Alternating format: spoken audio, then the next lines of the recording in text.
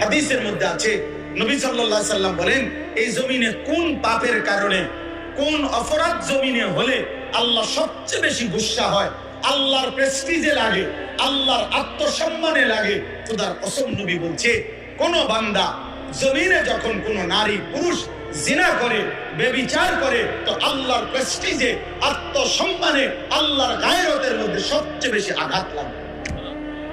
মালিক আমার বেশি গুসা হয়, মালিক আমার বেশি রাগ হয়।